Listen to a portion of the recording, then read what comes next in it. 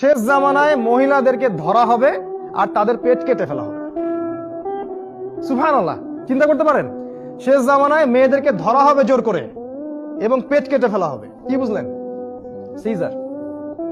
Caesar আজকে থেকে 30 বছর আগে এত সিজার ছিল, এরপরেও কিছু মানুষের হজম হয় না, যেটা শেষ জামানা। একটা হাদিস পড়লাম সেদিন, মানে আমার কাছে মনে হচ্ছে আমি যেন রাসূল সাল্লাল্লাহু আলাইহি ওয়াসাল্লামের মুখ থেকে হাদিসটা শুনছি।